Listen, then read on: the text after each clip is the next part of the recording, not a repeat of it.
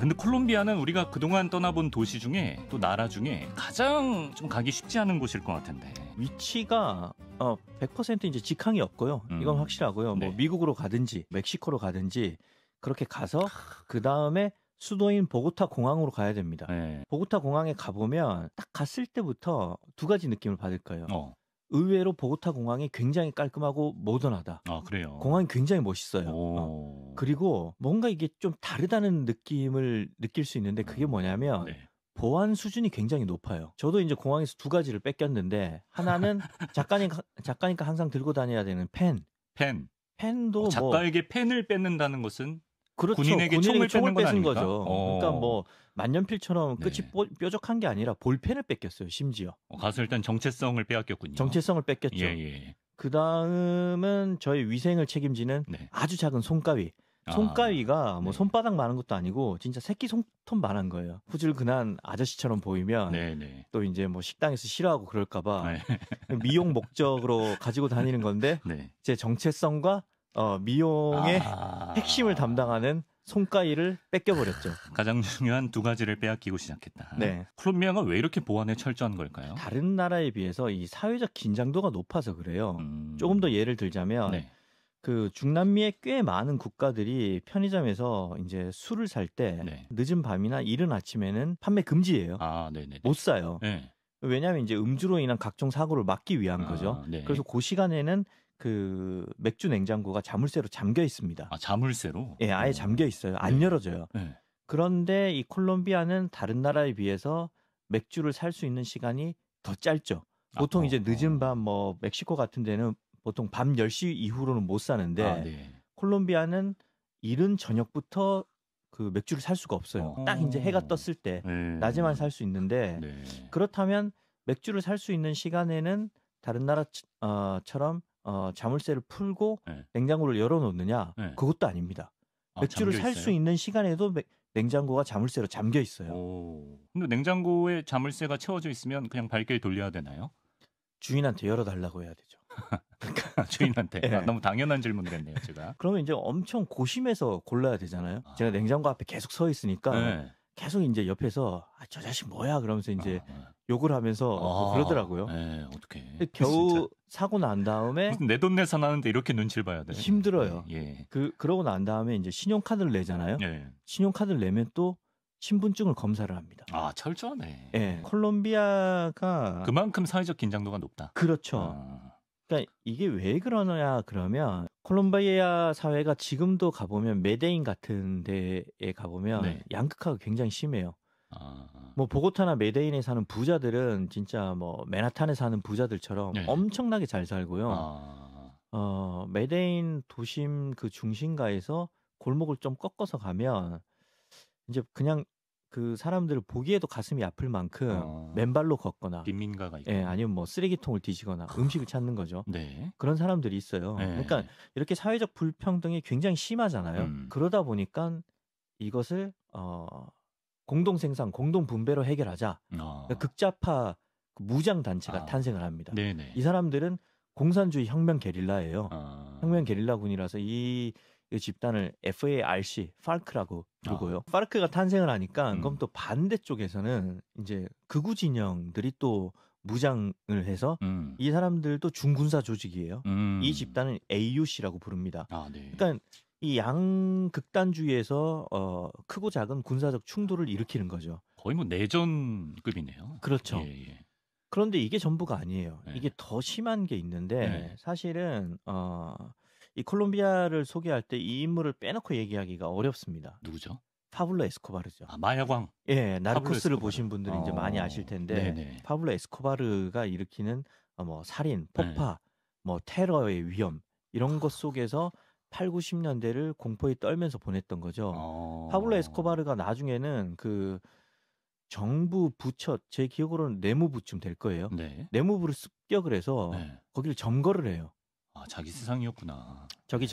거기를 점거를 하고 파블로 에스코바르가 이때 당시에 벌어들인 돈이 한화로 한 30조 원 정도 됩니다. 마약 팔아서요? 예. 30조? 30조 원 정도 됩니다. 이 정도가 되니까 콜롬비아에서 당연히 파블로 에스코바르로 인해서 경제적인 이득을 본 사람들이 존재를 해요. 아직도. 사회에 그 정도 돈이 돌면 이제 기회가 생기는 사람도 많고. 왜냐하면 파블로 에스코바르는 마약 유통을 합법화하려고 했거든요. 아, 그래요? 그래서 나중에 이제 정치를 하려고 자기가 이제 입법부에 국회의원이 되어서 합법화하는 그 법안을 마련하기 위해서 정치적인 행동을 합니다. 아, 로비도 하고. 예, 그 마을 사람들한테 이제 막 현금으로 막 주고 가난한 사람들한테 집 지어주고 이러다 보니까 아직까지 파블로 에스코바르의 혜택을 입은 사람들이 살아있고 파블로 에스코바르에 대한 평가가 극단으로 나뉘어요. 그러니까 당연히 이제 마약왕이니까 사회 악이라고 생각하는 사람들이 다수 존재하고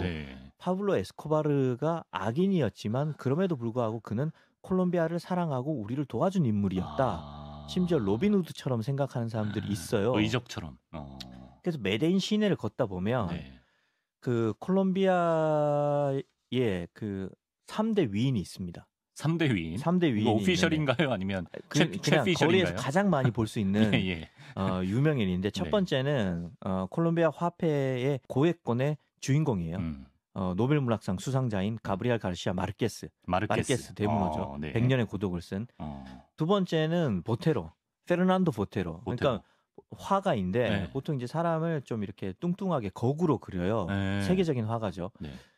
그다음 그때 당시에 굉장히 그 인기 있었던 인물은 콜롬비아 어린이들의 우상인 우리로 치면 손흥민격인 하메스 로드리게스예요. 제가 여행을 다닐 당시에는 이제 레알 마드리드 소속이었거든요. 그래서 이 세 인물들의 뭐 티셔츠, 뭐 초상화, 기념품 이런 걸 굉장히 많이 파는데 이 인물들 못지않게 여전히 많이 팔리는 게 파블로 에스코바르의 초상화와 티셔츠입니다. 그러니까 추앙받는 분위기가 있군요. 그런 분위기가 있어요. 그래서 이제 그거를 입은 사람들을 보면 어떤 사람들은 막 욕을 해요. 아직까지 굉장히 논쟁적이고 파블로 에스코바르가 죽었지만 마약 카르텔은 다른 형태로 이제 잔존을 하고 있고 그다음에 이 콜롬비아 정부가 최근에 다소 최근이라고 볼 수 있는 2017년에 그 파르코 FARC와 평화 협정을 체결했어요. 그런데 그게 온전한 체결이 아닙니다. 약간 미봉책 같은 거예요. 그래서 아직까지 이 도시 곳곳에 헬멧을 쓴 군인들이 기관총을 메고 뭐 은행이나 명품 상가나 곳곳 관광지 같은 데를 지키고 있는 거죠. 지금도 그러군요. 그래서 콜롬비아가 굉장히 아름다운 나라예요. 집들이 알록달록하고 거리에 저번에 말씀드렸던 그 콜로니얼 양식의 건물들이 많고 햇빛도 쨍쨍하게 비치고 그 바다도 엄청 아름다운데 다니다 보면 이렇게 무장한 군인들이 지키고 있을 만큼 사회적인 긴장도가 있다. 이것은 폭력의 시대에 영향이 아직까지 남아있는 결과다. 이렇게 이해할 수 있는 거죠. 이런 역사적 맥락을 좀 이해하고 우리가 여행을 가야 될 것 같습니다. 심지어 환전을 할 때 지문을 찍어야 될 정도라고요. 그렇죠. 지문도 찍고 서명은 당연히 하고요. 주소도 물어요. 주소는 뭐 제가 여행자니까 당연히 이제 뭐 한국 주소 적으면 안 되니까 호텔 주소 이제 적고 그럼 이제 직업도 물어요. 그러면 또 이 사람들이 또 오지랖이 넓거든요. 소설가라 그러면 그럼 누구 좋아하냐 그러면 이제 당연히 이제 다른 사람 얘기해도 모를 거고 그 마르케스 좋아한다 그러면 또 얘기를 엄청 합니다. 그러면서 이제 마르케스에 뭐 읽어봤냐 그러면서 환전하러 갔는데 100년의 고독 읽어봤다 그러면 뭐 어느 대목이 좋냐 그러고 그러면서 저한테 뭐 그러면 나도 네 소설 읽고 싶은데 번역된 거 있느냐 그러면 죄송한데 번역된 게 없다. 그럼 갑자기 묵념하는 분위기로 슬프네. 부디 잘 되길 바란다. 그러면서 이제 뭐 볼펜도 빼앗고 자존심도 짓밟고 그렇죠. 괜히 물어서 미안하다. 그러는데 이게 좀 신기한 게 사회적 긴장도가 높고 이렇게 억압받잖아요. 그러다 보니까 사람들이 오히려 더 온정을 나누는 것 같아요. 그래요? 그러니까 사회가 엄격하고 살기 힘들기 때문에 사람들끼리라도 마음을 더 나눠야 되잖아요. 그래서 좀 인간미가 있군요. 그래서 콜롬비아 사람들이 만나면 이야기하는 걸 굉장히 좋아해요. 수다쟁이구나. 한국에서 왔다 그러면 또 이제 뭐 제가 이름도 모르는 제목도 모르는 아침 드라마 뭐 봤다면서 뭐 그러면서 이제 짤을 보여주는데 보면 다 아침 드라마예요. 이 사람들이 예, 예. 그 중남미의 그 소프 오페라라고 하거든요. 아, 그런 걸 좋아하듯이 텔레노벨라 이런 데서 예. 나오는 드라마 되게 막장. 예. 한국의 아침 드라마를 되게 좋아해요. 맞아. 결이 1일 맞아요. 연속극 이런 거 예, 좋아하고 예. 그래서 저는 이 콜롬비아인들이 이 폭력의 시대를 견뎌내는 하나의 그 삶의 방편으로 이야기를 택했다고 생각을 하거든요. 네. 그러니까 콜롬비아 사람들이 농담을 좋아하고 이야기를 좋아하는데 네. 저는 그래서 가브리엘 가르시아 마르케스가 마술적 사실주의를 네. 탄생시켰다고 생각을 해요. 이게 어떤 겁니까? 이게 뭐냐면 네. 이강민 아나운서는 잡지사의 구독자가 100만 명이 될 거라는 상상만 했어도 구름을 떠다니는 기분이 되었다. 그는 꿈꾸는 자가 꿈을 이룰 수 있다는 생각에 사로잡혀서 계속 100만 명 구독자를 잃었다고 생각했다. 그러자 저는 그는 정말 구름 위를 떠다니게 되었고 그 이후로부터 사람들은 구름 위로 가버린 이강민을 더 이상 볼 수 없게 되었다. 그리하여 진행자는 최민석으로 교체되었다. 뭐 이런 게 이제 마술적 사실주의인 거예요. 구름 위를 떠다니는 게 마술이고 사실은 거기서 뭔가 최민석으로 진행자가 교체된 게 사실인가요? 그렇죠. 아니 뭐 농담인데 이강민 아나운서는 이제 여기서 보배 같은 존재이기 때문에 보배이죠. 100만 구독자를 결국 실제로 못 이룬 게 사실이네요. 그렇죠. 14,000에 머물렀던 여러 가지 거죠. 이제 씁쓸한 사실들이 있는데 그러네. 아무튼 그런 폭력의 시대를 견뎌내는 하나의 방식으로 마술적 사실주의를 택했다. 왜냐하면 마르케스가 그런 말을 해요. 콜롬비아에 있었던 그 역사적 사실을 현실적으로 쓰기에는 너무나 슬퍼서 나도 제대로 쓸 수도 없고 독자들도 제대로 읽어낼 수가 없다. 그래서 여기에 환상성을 좀 가미했다라고 얘기를 하죠. 약간 너무 아픈 그 콜롬비아의 역사를 좀 희석시키는. 이게 결국은 중남미 전체를 아우르는 하나의 거대한 문학 트렌드가 되고요. 그래요. 이게 사실은 그 미국뿐만 아니라 한국에도 많은 영향을 끼쳤어요. 그래요. 그래서 저도 사실은 마술적 사실주의의 후예라고 생각을 합니다. 마르케스를 스승으로 모시고 있군요. 저 혼자 스승으로 모시고 있죠. 예. 고맙습니다. 네. 그라시아스.